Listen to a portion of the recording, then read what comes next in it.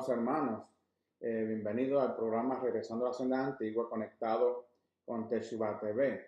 Este es el hermano José Borges del Ministerio Regresando a la Senda Antigua.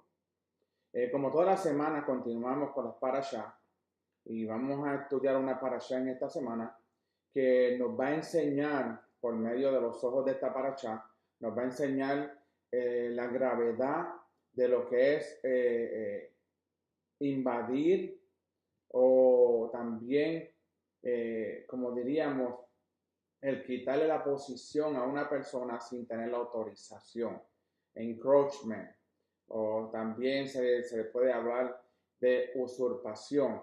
Vamos a hablarle en esta parashá cómo el Eterno, Él mantiene, una vez que comienza a levantar el pueblo de Israel, Él comienza a dar posiciones en su reino. Especialmente también lo vamos a ver cuando se construye el primer templo. Y vamos a hablar un poquito de dónde se puede ver la invasión o la usurpación de un lugar o posición dada por el Eterno. Hay muchas personas que también hoy día en las iglesias, muchos pastores, muchos líderes, se pasan decretando, se pasan proclamando, que yo declaro. Esas palabras son palabras de usurpación e invasión a la autoridad que solamente el Eterno tiene. El Eterno es el único que puede declarar, puede decretar y puede proclamar lo que ya está escrito en su palabra. Esta semana vamos a estar hablando de Parashá Korah o Coré, que significa depilado. Parashá Korah, depilado. Vamos a estar en el libro de Números, capítulo 16, versículo 1 al capítulo 18, versículo 32. La Haftorah, vamos a estar en el libro de Primera de Samuel, capítulo 11, versículo 14, y el 12, capítulo 12, versículo 22. Del Brit Hadashah o de las Escrituras Apostólicas, vamos a estar leyendo del libro de Juan, capítulo 9, versículo del 1 al 10 y el versículo 42.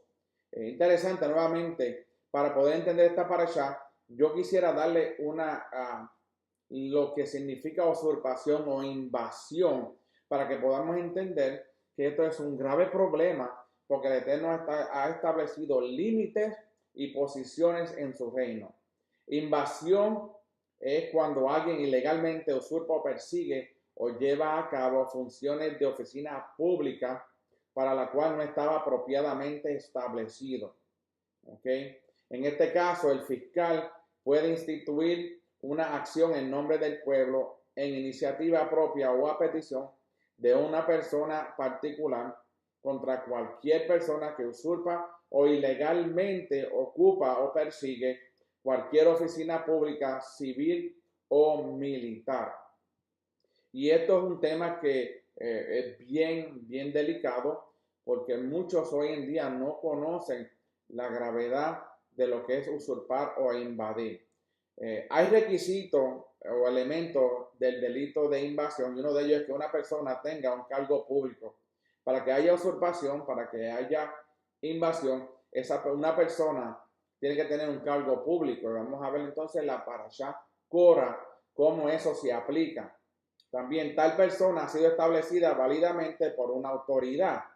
Una persona que ha sido puesta por una autoridad en una posición y otra persona quiere usurpar o invadir esa posición, quitándola ya sea a la fuerza, ya sea por mentira. Eso es usurpación o invasión.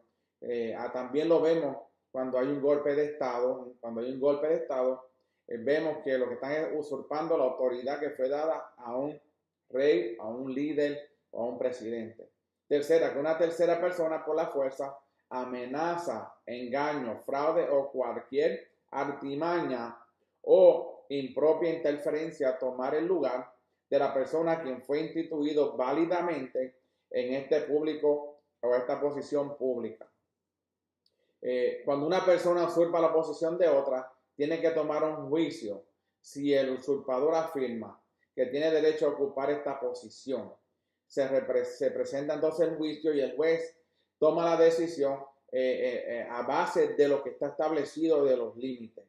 En el caso de Coré, vamos a ver, y su grupo que lo siguió, el Eterno había dictado un juicio y había juzgado a la acción de Coré.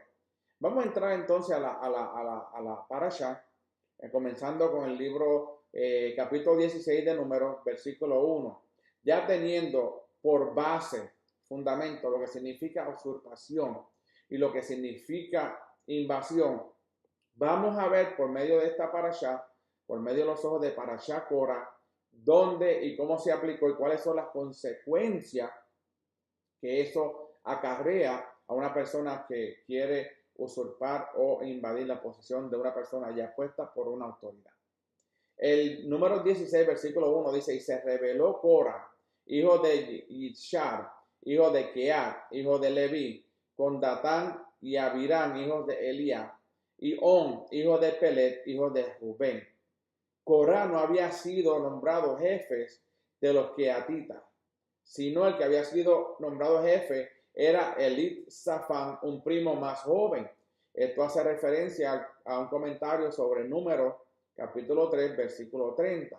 Ya vemos que Korah o Coré, él no se le había dado una autoridad de jefe, aunque él tenía una posición, un oficio dentro del templo o del tabernáculo, en este caso, del tabernáculo en el desierto. Él no tenía autoridad de ser jefe. ¿Okay? Vemos entonces que el abuelo de Korah fue Keat o Coat, haciendo referencia a Éxodo capítulo 6, versículos 18 al 22. El padre de Korah fue Yishar, hermano de Uziel. Uziel fue entonces el padre de Elzafán o Elitsafán. El padre de Korah fue mayor que el padre de Elitsafán. Y por esto hay veces que no porque la persona venga de que el padre de esa persona, en este caso de Korah, era mayor que el papá de Elitsafán, no le daba a él la autoridad de tomar posesión o de ser jefe, porque aquí vemos que el Eterno mismo es el que ponía a las autoridades y los oficios desde el comienzo, desde el monte Sinaí. Vemos que los levitas, o sea, los que iban a ser sacerdotes, perdón, en el reino del Eterno eran los primogénitos. Pero una vez que pasa el evento del becerro de oro, vemos que ahí el pueblo de Israel que hizo el becerro de oro usurparon la autoridad del Eterno porque quisieron cambiar un becerro de oro por la imagen que el Eterno no tenía, porque él era invisible, él es espíritu. Entonces estaban usurpando por medio de ese becerro, y vemos que los levitas son los que sacan sus espadas por la ordenanza de Moshe y mueren 3,000 personas. Desde ese entonces los levitas son considerados la tribu que iba a llevar el sacerdocio y el trabajo y el oficio del tabernáculo y luego de los templos que fueron construidos. Pero aún así Korah era descendencia de Leví, pero no se le había dado la autoridad de ser jefe. Vemos que entonces el padre de Korah fue Yishar, hermano de Uziel, y Uziel fue entonces el padre de Elizafán. El padre de Korah fue entonces mayor que el padre de Eliezer, y Uziel fue el hermano menor. Su hijo entonces fue elegido para ser el Nazí, el jefe del clan de Keat o de los Keatitas. Vemos que la autoridad no fue dada por el hombre, sino fue dada por el Eterno.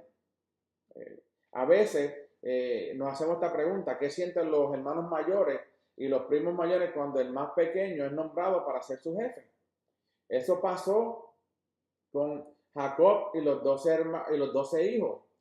José en ese momento era el menor, y el padre no era que los amaba más que los demás, pero sabía que había algo especial en él y lo mantenía cerca, enseñándole sobre el Eterno. Y los hermanos, vemos que los hermanos se burlaban de él hasta que lo venden. Nuevamente, ¿será esto familiar por la razón o por la envidia que luego vemos que Corá hace lo que hizo. ¿Okay? ¿Qué pasó con Ismael y cuando Isaac, su hermano pequeño, fue nombrado portador de las promesas? También hubo un odio de parte de Ismael sobre Isaac, porque Isaac había sido el hijo de la promesa, no fue Ismael. Y vemos que en el pueblo de Israel pasaba mucho esto de usurpar y tratar de invadir las posiciones que el Eterno había dado.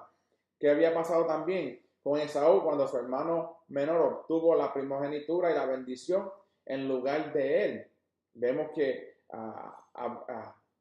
Isaac le da la primogenitura a Jacob en vez de dársela a Esaú. Pero vemos que Esaú, por su propia voluntad, él vendió su primogenitura.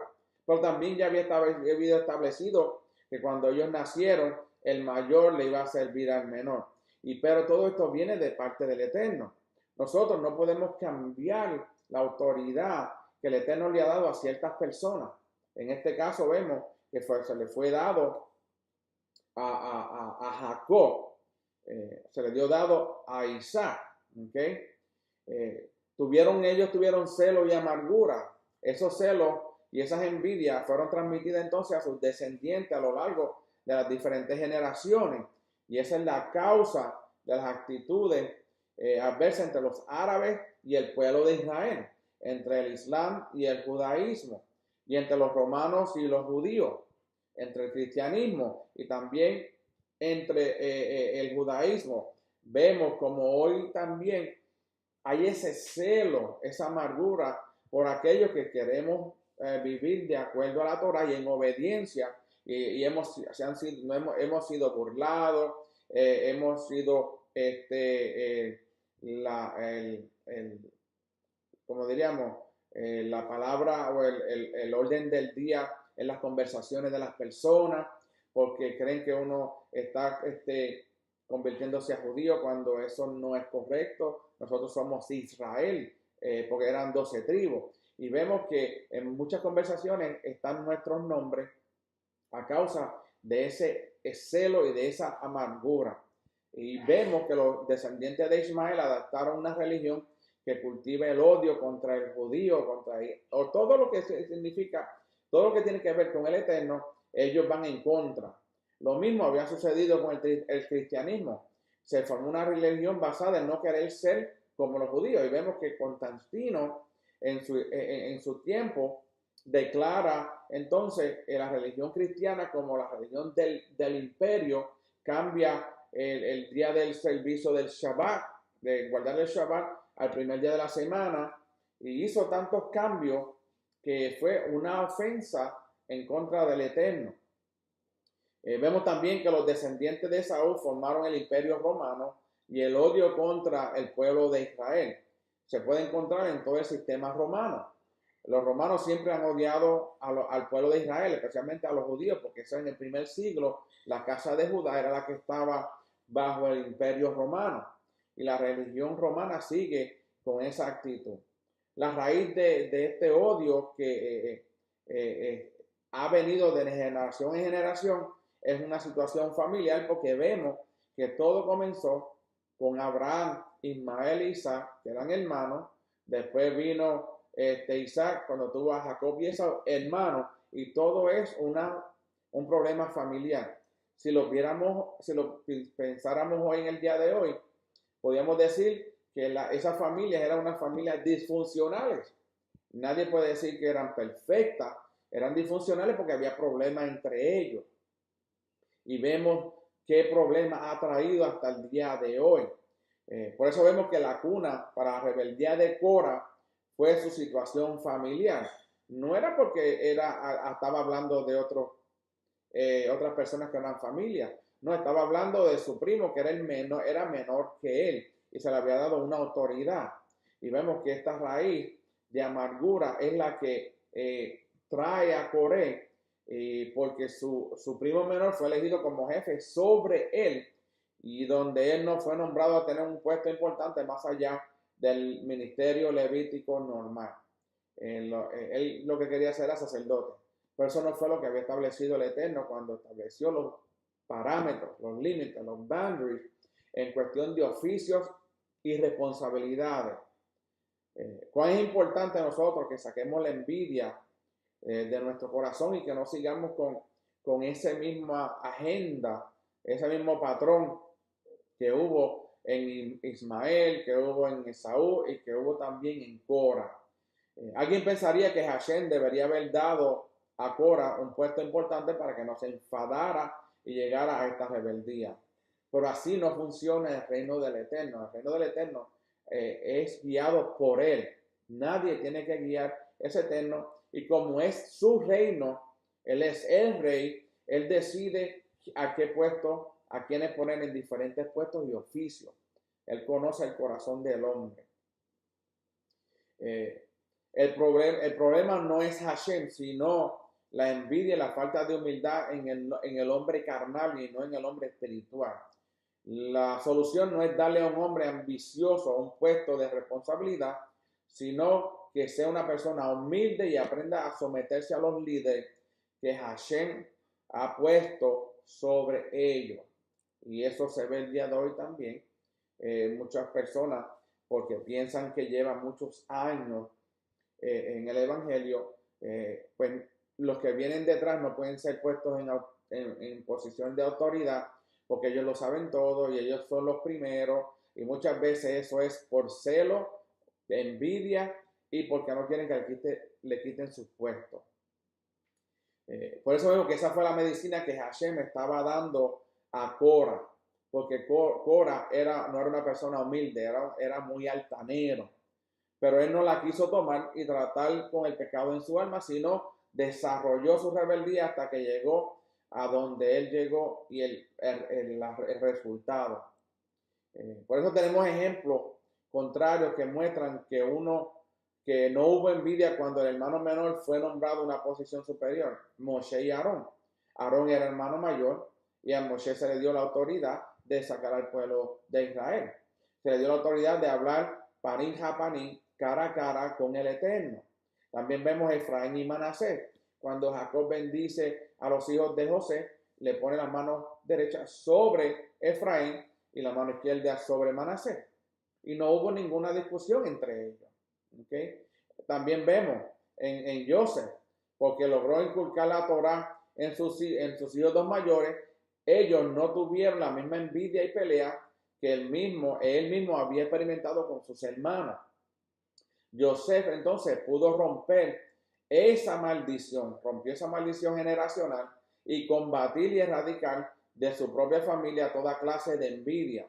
El Eterno, Él cuando establece los parámetros y los límites en su reino, Él también establece que el hombre que haya sido escogido para cierto oficio y otro no ha sido escogido para ese oficio, que sea humilde, que él mismo pueda restaurarse. Pero mientras pase de generación en generación, esa maldición de querer usurpar y invadir posiciones seguirá hasta que alguien se detenga. Y vemos que José, en el caso de José, él detuvo esa maldición que los hermanos tenían de envidia, ese celo en contra de su hermano, y pudo llegar a ser gobernador de Egipto. De la misma manera, los descendientes de Cora lograron romper la maldición familiar y llegar a ser autores de varios salmos en la escritura. Vemos que Cora, aunque él cometió el pecado que cometió, sus hijos no siguieron ese mismo patrón. Ellos vieron que lo que estaba haciendo su padre era ilegal e iba en contra de lo que el Eterno había establecido.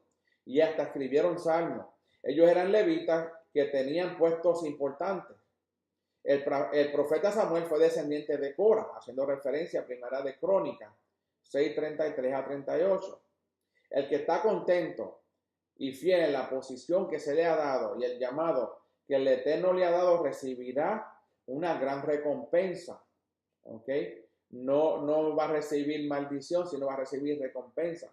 Si nosotros nos humillamos bajo la poderosa mano del Eterno, Él nos exalta en su debido tiempo, como nos dice Primera de Pedro, capítulo 5, versículos 5 al 6, que dice: asimismo vosotros, los más jóvenes, está sujetos a los mayores, y todos revestidos de humildad en vuestro trato mutuo, porque Elohim resiste a los soberbios, pero da gracia a los humildes. Humillaos pues bajo la poderosa mano de Elohim, para que él os exalte a su debido tiempo. Cora no esperó ese debido tiempo porque no se humilló y se rebeló y perdió todo. Fue tragado por la tierra junto con los que le habían seguido en su espíritu rebelde. Esa rebeldía se le fue influencia para todos los que seguían a él. Pero algunos pocos de sus descendientes lograron salvar sus vidas mediante la teshuvah o mediante arrepentimiento. En Números, capítulo 26, versículo 8 al 9, nos dice: el hijo de Palú, Eliab, y los hijos de Eliab, Nemuel, Datán y Abirán. Estos son el Datán y el Abirán, convocadores de la asamblea, y que contendieron contra Moshe y contra Aarón, con el grupo de Cora, cuando contendieron contra Hashem. El padre de Datán fue Eliab, hijo de Palú, de la tribu de Rubén. Rubén había sido desplazado como primogénito en cuanto a la herencia de la primogenitura y la promesa mesiánica. Y entonces aquí vemos el patrón con el caso de Cora.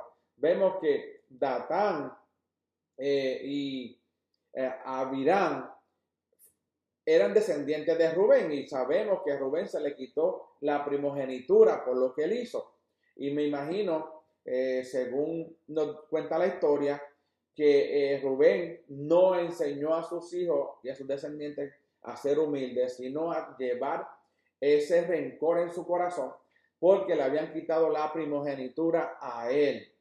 ¿Okay? ¿Será que entonces Rubén no había logrado combatir todo el sentimiento de envidia y de rencor por ser quitado como primogénito, y por eso pudo enfatizarle eso a sus descendientes y influenciar a todos sus descendientes a ser igual que él? El espíritu rebelde de una persona contamina, y los rebeldes se unen en su locura. Al comparar Números 2:10 con el 3:29, vemos que los rubenitas tenían su campamento al sur del Mishkan, del tabernáculo, al igual que los hijos de Keat. Hashem los puso juntos. En lugar de combatir la envidia, desarrollaron la rebeldía y se unieron los rebeldes para que al final se levantaran contra el que estaba representando a Hashem en la tierra. En este caso era Moshe, acusándole de haberse levantado a sí mismo y su hermano Aarón en posiciones de liderazgo sobre el pueblo por iniciativa propia. Aquí vemos que la problemática que estaba pasando con Cora, Abirán y Datán y todos los descendientes, la mayoría de descendientes de Rubén, y los que seguían al grupo de Coat, ellos no habían entendido de que el Eterno había establecido a Moshe como el líder de Israel. Y Moshe no es el que establece a su hermano Aarón como levita o sumo sacerdote. Eso vino directamente de Hashem, que le da la autoridad a Moshe para que ponga a Aarón y sus hijos como los sacerdotes en herencia. Pero Corá no quería creer eso, porque acuérdense, ya traía en su corazón un rencor porque a su primo menor le habían dado la posición de jefe. El capítulo 16, versículo 2, continúa hablando, dice: y se alzaron contra Moshe, junto con algunos de los hijos de Israel, 250 jefes de la congregación, convocados a la reunión, hombres de renombre. No solo Coat se levantó con Moshe, pero dicen que 250 jefes de la congregación fueron convocados a la reunión para hablar en contra de Moshe. Los que se rebelaron tenían posiciones altas en el pueblo. No fue cualquier persona el que se unió a ese grupo de Coat. Me imagino que todos también estaban con la intención de tener posiciones más altas de las que ya se le habían dado.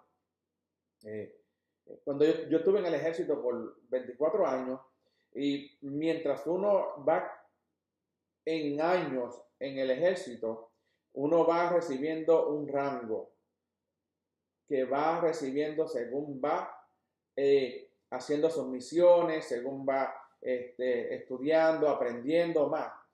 Una persona que entra al ejército no puede entrar de general, porque un general no nace y rapidito lo ponen como un general o un sargento mayor a lo que llegué yo, sino que uno va caminando de nivel en nivel. Yo no podía sobrepasar el nivel que estaba a la persona que estaba sobre mí por envidia o por rencor, aunque la persona no hiciera su trabajo correctamente.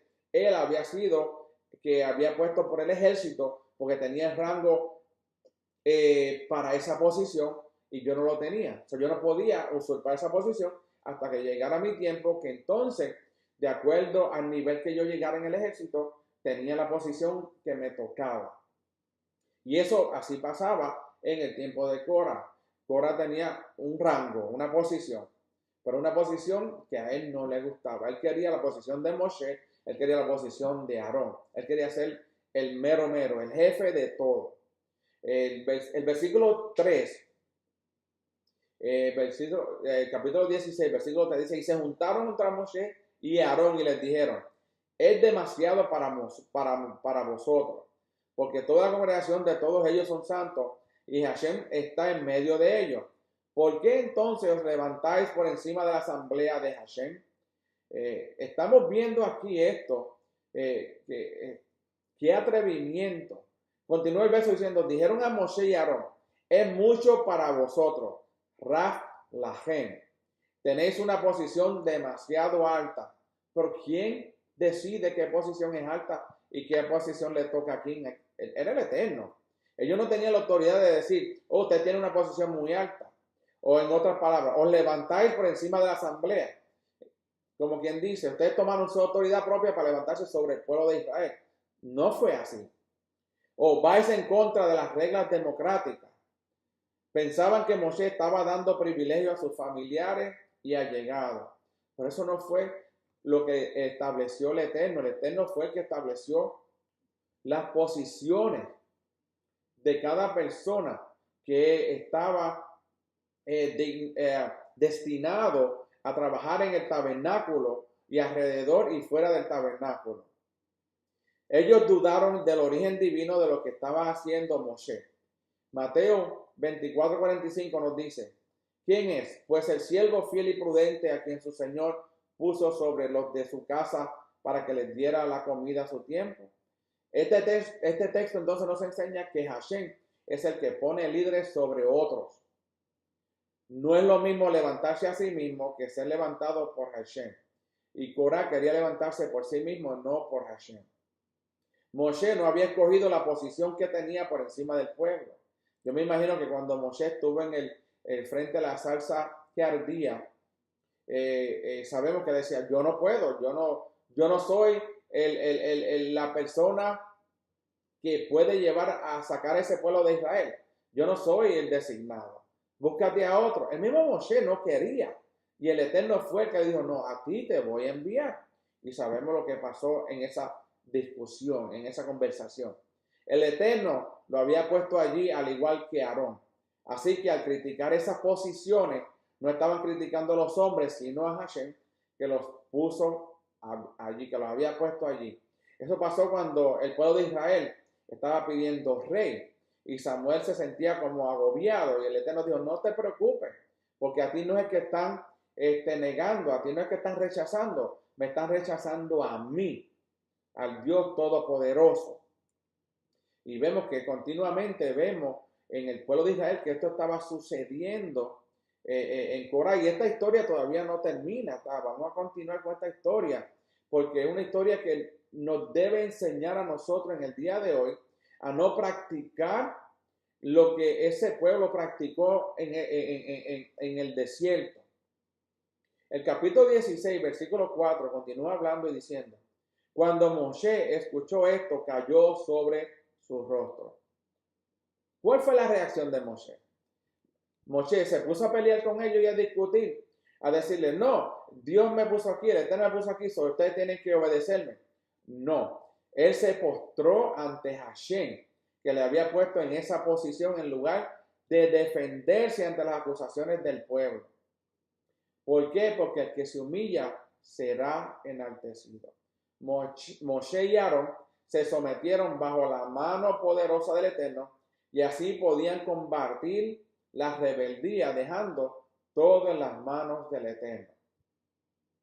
Interesante que ellos no pelearon, no se fueron de palabra en palabra, cara a cara a pelear con ellos, no. Ellos se postraron delante del que le dio esa posición y esa autoridad. Segundo de Timoteo 2:19 nos dice, no obstante, el sólido fundamento de Elohim permanece firme, teniendo este sello. El Señor conoce a los que son suyos y que se aparte de la iniquidad todo aquel que menciona el nombre del Señor. En los momentos más críticos, cuando todo es llevado a un punto de enfrentamiento, hay algo que permanece y no tambalea, el fundamento de Elohim. En el caso de Moshe y Aarón, el fundamento era el Eterno. Él fue el que los puso en esa posición y ellos no iban a moverse. Ellos fueron a la fuente que los puso a ellos en esa posición. Cuando no tenemos problemas, ¿a dónde tenemos que ir? A la fuente de que es el Eterno. El sello de ese fundamento tiene dos mensajes. Primero, Hashem conoce a los que son suyos. ¿Okay? Él conoce a los que son suyos. El hombre no conoce a las demás personas, pero Hashem conoce quiénes son suyos. Segundo, todo aquel que invoca el nombre de Hashem se apartará de la iniquidad. En otras palabras, mientras uno se mantenga invocando el nombre del Eterno, la iniquidad no va a llegar a nosotros.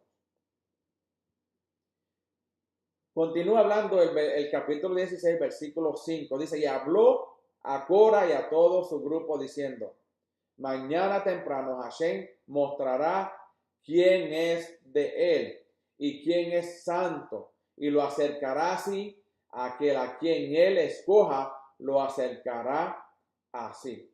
Vemos entonces que ahora hay un cambio en lo que Cora estaba buscando, y ahora el Eterno le habla a Moshe, y Moshe le habló a Cora y le dice, mañana temprano Hashem mostrará quién es de él. No la asamblea, el grupo que estaba con Cora, ni era Moshe ni Aarón que iban a decidir o iba a mostrar quién es de él, sino el mismo Hashem.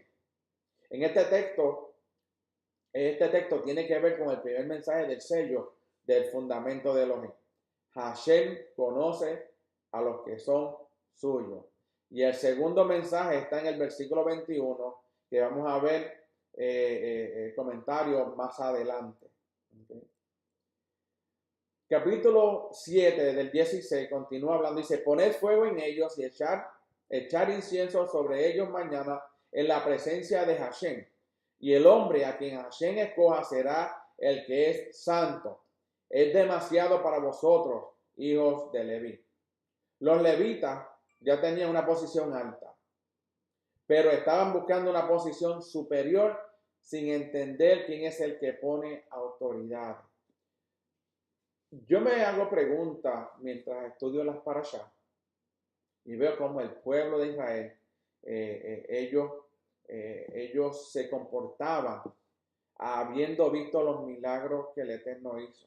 Cómo el Eterno saca al pueblo de Israel de Egipto con las 10 plagas, los 10 macot o 10 golpes. Cómo los cuida durante el desierto, cómo le abre el mar de caña, cómo le da comida, cómo le da agua, cómo camina con ellos en una nube de fuego y una nube por el día para cuidarlos del calor. Y vemos que ellos, los levitas que habían experimentado lo que había pasado en el monte Sinaí, la falda del monte Sinaí con el becerro de oro. Y aún así, ellos no entendían y no llegaron a entender porque Corá había influenciado a muchos de ellos y ellos seguían influenciando a otros, de que la autoridad venía del Eterno. Moshe dice que así no se hacen las cosas en el reino. ¿Okay? No se puede buscar una posición de autoridad sin humillarse ante el Eterno. Los puestos no son logrados mediante un afán humano y medios forzosos e influencias humanas, y menos con dinero. En ese tiempo no se hacían logrados mediante un afán, porque, yo quiero ser ahora el sumo sacerdote, no, ni tampoco con influencias humanas. Hoy día se logra muchas veces esas influencias con dinero. Y los vemos muy tristemente en congregaciones, en iglesias, donde profesan el nombre de Hashem o del Eterno o de Dios, pero a base de los líderes se basan a base de a quien yo conozco, quién es el que da más dinero, y esos factores son los que deciden quién va a ser líder y quién no. Y muchas veces tienen un líder que ha puesto su confianza en el Eterno, se ha humillado ante el Eterno y no recibe ninguna posición porque no tiene los recursos necesarios o la influencia necesaria para ser un líder. Hashem es el que pone líderes. Él es el quien levanta y eleva a las personas a las posiciones altas. Nosotros tenemos que entender que nosotros no necesitamos la influencia del hombre para ser levantado, para ser alzado hacia la presencia del Eterno, porque el Eterno se encarga de eso. El Eterno sabe quién se humilla, quién está caminando en obediencia delante del Eterno.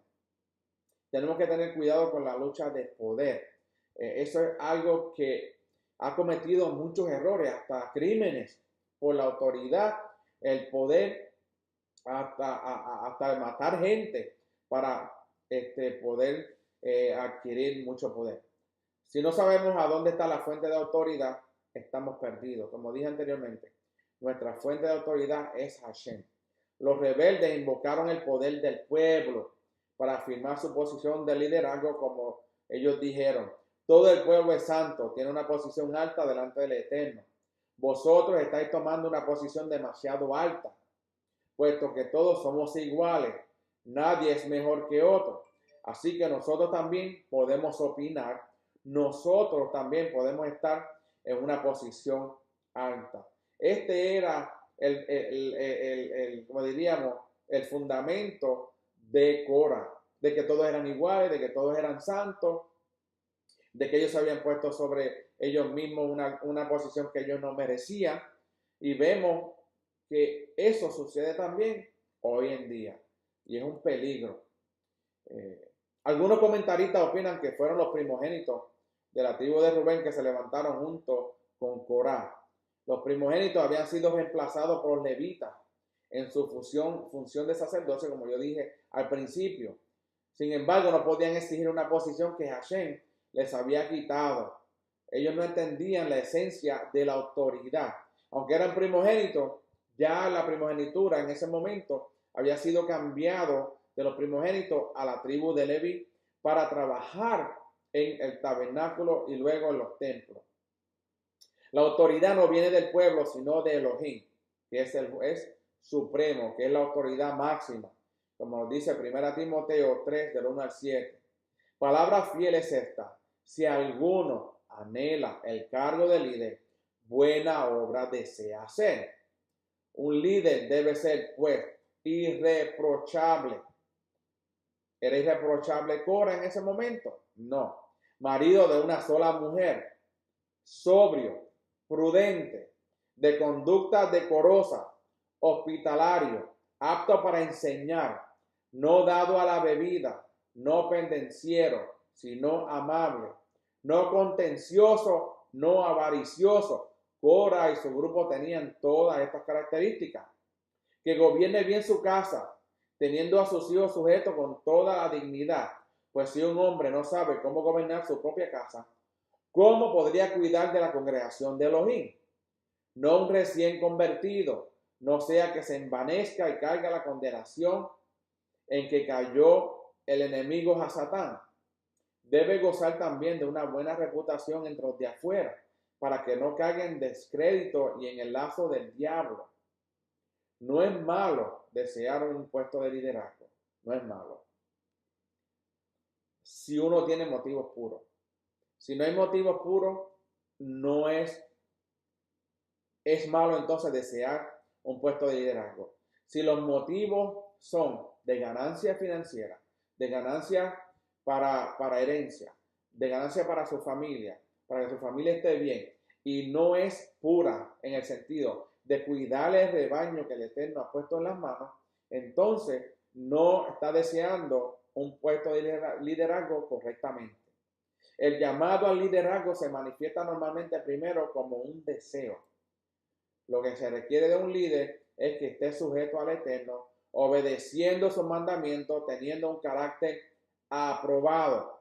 Ahora bien, una persona que desee liderazgo, pero no está en obediencia total a los mandamientos que el Eterno estableció en su Torá, en su escritura, está deseando un liderazgo fuera de orden, porque lo que requiere que tenga un líder es que esté sujeto al Eterno, obedeciendo, así que se somete al Eterno, obedeciendo sus mandamientos y teniendo un carácter aprobado.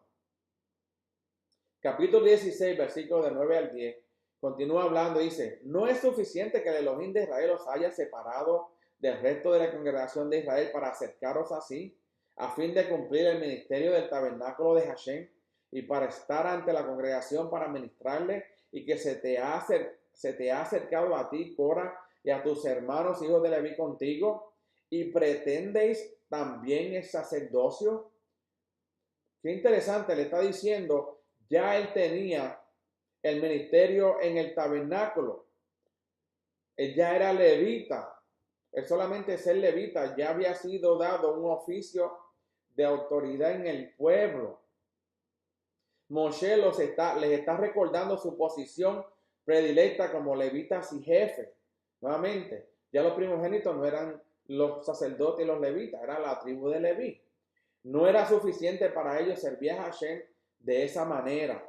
Pretendían algo mayor, con malos deseos basados en la envidia, en la rivalidad, como dice Jacobo o Santiago, capítulo 3, 14 al 16.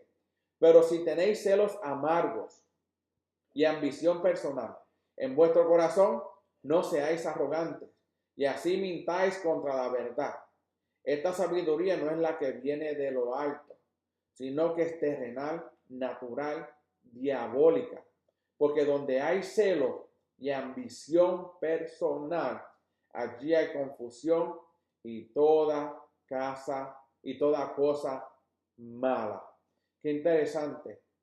Todo es terrenal, es natural y diabólica. Continuamos con el versículo 11 del capítulo 16 de Números. Y dice: por tanto, tú y tu compañía os habéis juntado contra Hashem. Pues en cuanto a Aarón, ¿quién es él para que protestéis contra él? El que se rebela contra las autoridades se está rebelando contra Hashem, que puso esas autoridades. No hay autoridad que no haya sido puesta por él, según Romanos capítulo 13, versículos del 1 al 6, que dice: sométase toda persona a las autoridades que gobiernan, porque no hay autoridad sino de Elohim, y las que existen por Elohim son constituidas. Por consiguiente, el que resiste la autoridad a lo ordenado por Elohim se ha opuesto, y los que se han opuesto sobre sí recibirán condenación, porque los hombres no son motivos de temor para los que de buena conducta, sino para el que hace mal. Desea pues no temer a la autoridad, haz lo bueno y tendrás elogio de ella, pues es para ti un ministro de Elohim para bien.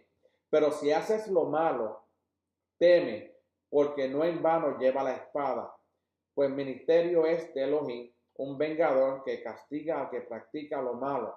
Por tanto, es necesario someterse, no solo por razón del castigo, sino también por causa de la conciencia, pues por esto también pagáis impuestos, porque son servidores de Elohim, dedicado precisamente a esto. Esto lo vimos entonces en la historia de la casa de Judá, cuando fue llevado al exilio en Babilonia.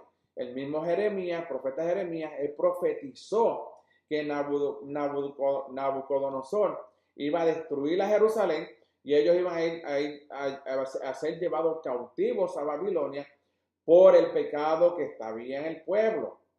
Y ellos tuvieron que someterse al reino de Babilonia.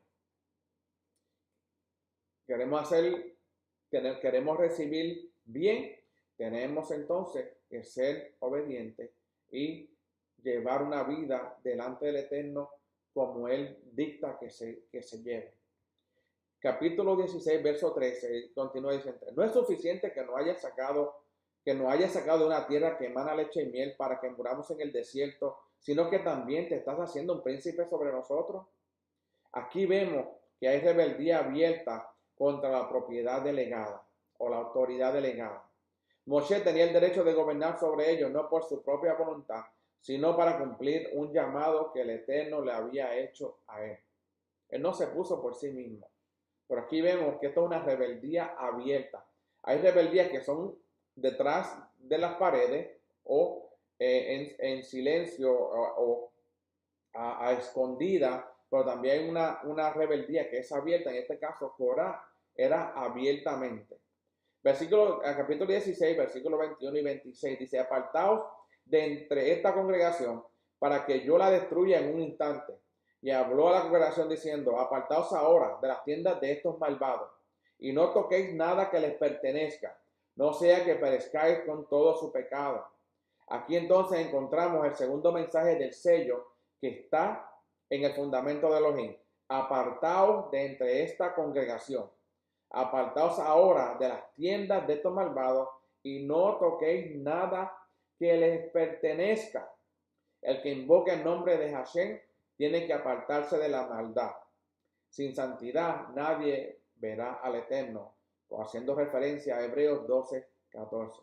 Estas dos cosas son fundamentos. Hashem conoce a los que son suyos, una relación personal con Hashem y con su hijo Yeshua HaMashiach, haciendo referencia a Juan 17:3. Todo aquel que invoca el nombre de Hashem se apartará de iniquidad. Una vida en santidad, en obediencia a los mandamientos de la Torá. El que no edifica sobre este fundamento caerá en la crisis profunda de la vida. El 16:30 dice: pero si Hashem hace algo enteramente nuevo y la tierra abre su boca y los traga con todo lo que les pertenece y descienden vivos al Sheol, entonces sabréis que estos hombres han menospreciado a Hashem. Las palabras hebreas que han sido traducidas como hace algo enteramente nuevo son briá y bará, que significa creación y crear. La palabra bará es la misma que aparece en Génesis 1, donde habla de la creación del mundo. Esto nos enseña que aquí se trata de algo totalmente nuevo desde la creación del mundo, algo que no había pasado. Este fenómeno no se había dado en ninguna otra ocasión anteriormente. Así se mostraron varias cosas. Primero, Moshe no había hablado y actuado por sí mismo. Segundo, la rebeldía contra un líder manifiesta el menosprecio contra Hashem. Y tercero, las consecuencias de la rebeldía son desastrosas. El capítulo 32, versículo 16 dice: y aquí es donde viene entonces el juicio de parte del Eterno, el fenómeno que nunca se había visto en la historia por la transgresión y la rebeldía de Corá y sus seguidores. 16:32. Y la tierra abrió su boca y se los tragó a ellos, a sus casas y a todos los hombres de Corá con todos sus bienes. Los hijos de Corá no fueron tragados por la tierra. ¿Okay? Según referencia número 26:11. Al ver la consecuencia del pecado de su padre, se arrepintieron y fueron salvos. ¿Okay? Estamos hablando de los hijos de Corá. Ellos no fueron tragados por la tierra. Corá y los demás sí. ¿Por qué? Porque ellos al ver las consecuencias del pecado de su padre se arrepintieron y fueron salvos. salvos. 11 salmos fueron escritos por los hijos de Cora, haciendo referencia al Salmo 42.1, 44.1, 45.1, 46.1, 48.1, 49.1, 84.1, 85.1, 87.1 y 88.1. Capítulo 41 del versículo, capítulo 16, versículo 41 de Números dice: pero al día siguiente toda la congregación de los hijos de Israel murmuró contra Moshe y Aarón diciendo: vosotros sois los que habéis sido la causa de la muerte del pueblo de Hashem. No habían acabado de ver que la tierra se había tragado a Cora y a todos los que le siguieron, y ahora comienzan a murmurar nuevamente. Toda la congregación murmuró y así fue desatado el ángel de la muerte, como nos dice 1 Corintios 10:10. Ni murmuréis como algunos de ellos murmuraron y fueron destruidos por el destructor. Esto nos enseña que la lashon hara, la mala lengua, desata poderes dañinos. Un ángel destructor tiene el derecho legal para obrar donde hay murmuración. Aprendamos a no murmurar para que no nos dañe el ángel destructor.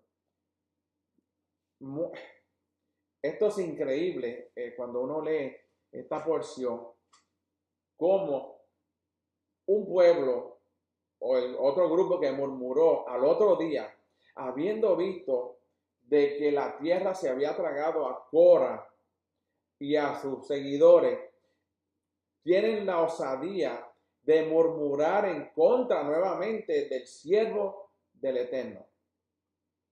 Aquí vemos que la rebeldía pasó a toda la congregación. No tenían temor de rebelarse, aunque habían visto los resultados de la rebeldía de Cora cuando la tierra había abierto su boca, porque tenían ya en su interior una sentencia de muerte. Ya se sentían perdidos ellos. ¿Por qué? Porque una vez que ellos ven que Cora es tragado por la tierra, ellos dicen: ¿pero qué podemos hacer nosotros? Ya habían perdido la esperanza. Hashem les había dicho que iban a morir en el desierto y por eso no tenían nada que perder. ¿Se acuerdan anteriormente que por el mal reporte de los 10 testigos, este grupo que murmuró al día siguiente, pensaron: bueno, ya no tenemos remedio, vamos a morir, pues entonces nos vamos a cambiar nuestra forma de ser? Equivocadamente. Porque si ellos hacían el bien, aunque hubiesen muerto en el desierto, y seguían obedientes y seguían aceptando los líderes que el Eterno había puesto, al fin y al cabo iban a ser salvos cuando viniera la resurrección de los muertos en Yeshua y los que quedemos vivos para ese entonces. Una persona que no siente pérdida teme perder su vida, pero una persona que ya siente marcada como rechazada y perdida, no le importa usar medios y métodos autodestructibles. Ellos se querían matar ellos mismos, ellos se sentenciaron ellos mismos al comenzar esa murmuración. El que tiene un complejo de rechazo o se siente perdido en el sentido de haber perdido el valor como persona es peligroso para los demás. No le importa dañar a las demás personas. Para él le da lo mismo. Y la mejor manera de sanar a una persona criminal es devolverle el valor como ser humano para que se sienta valiosa. Como dije anteriormente, hay dos clases de rebeldía. Está la rebeldía oculta y la rebeldía abierta. Hay un refrán que dice, para esas personas que cometen suicidio, el suicidio es una decisión permanente a un problema temporero. ¿Ok? El suicidio es una solución permanente a un problema que es temporero, que se puede resolver. No tiene que resolverse permanentemente. Con Mateo 21, 28 al 31 dice: pero, ¿qué os parece? Un hombre tenía 2 hijos, y llegándose al primero le dijo: ve, trabaja hoy en la viña. Y respondieron él: no quiero. Pero después, arrepentido fue. Y llegándose al otro le dijo lo mismo, pero él respondió y dijo: yo iré, Señor. Y no fue. ¿Cuál de los dos hijos, de los dos, hizo la voluntad del Padre? Ellos dicen el primero. En esta parábola entonces vemos nuestro rabino Yeshua con un ejemplo de los dos tipos de rebeldía. El que dice y no hace es rebelde. Está manifestando una rebeldía oculta y no hace la voluntad del Padre. El que tiene rebeldía abierta la manifiesta con palabras y hechos. Pero en este caso vemos como hubo arrepentimiento en el hijo que tenía rebeldía abierta. En el otro no. Por eso vemos que la pereza es una forma engañosa de rebeldía oculta. La rebeldía abierta que había en el pueblo desató una plaga tan fuerte que la intercesión de Moshe no podía detenerla como las otras veces anteriores. Lo único que podía detener la plaga en el pueblo fue que el hombre que representaba al pueblo estuviera dispuesto a morir en lugar del pueblo. Es interesante que este tema sobre invasión y usurpación también lo vemos, lo vimos en Cora, en el tabernáculo, pero también lo vemos en el templo de Salomón, en los dos templos construidos, Salomón y Herodes. Y vemos que el Eterno, cuando establece su templo, su casa en Jerusalén, Él pone límites, boundaries, límites, donde los gentiles podían estar, pero no podían pasar. Había un muro entre medio, alrededor del templo, que tenía unas escrituras, se llama el Sorek, donde tenía unas escrituras que decían que si un gentil pasaba desde ese lugar al lugar donde era la corte de las mujeres diríamos la plaza de las mujeres, donde ellos se reunían, decía que la persona era responsable de su propia muerte o de su propio juicio. Y así vemos sucesivamente. Los gentiles no podían entrar a la plaza de las mujeres no podían entrar a las plazas de los hombres o los israelitas que no eran gentiles, israelitas del pueblo. Los israelitas no podían cruzar donde estaban los levitas no podían estar donde estaban los sacerdotes. Los sacerdotes, el lugar santísimo, solamente el sumo sacerdote podía entrar. Y había una escritura en cada entrada para que el Eterno le estaba advirtiendo a ellos que no podían cruzar ese lugar porque iban a morir. Y cuando hablamos de usurpación y de invasión, el Eterno siempre ha puesto parámetros, límites, para que el hombre no muera y no vaya en contra de lo que el Eterno ha establecido como ley y como mandato. Nuevamente, esta parashá es una parashá bien importante para nosotros, donde nos enseña que nosotros tenemos que tener cuidado con lo que decimos y con lo que hablamos y con lo que anhelamos. Espero que tengan un Shabbat bendecido. El Eterno nos los bendiga y los guarde. El Eterno haga resplandecer su rostro sobre cada uno de ustedes. El Eterno tenga misericordia y el Eterno ponga su shalom. Que tenga un bendecido Shabbat y Shabbat Shalom.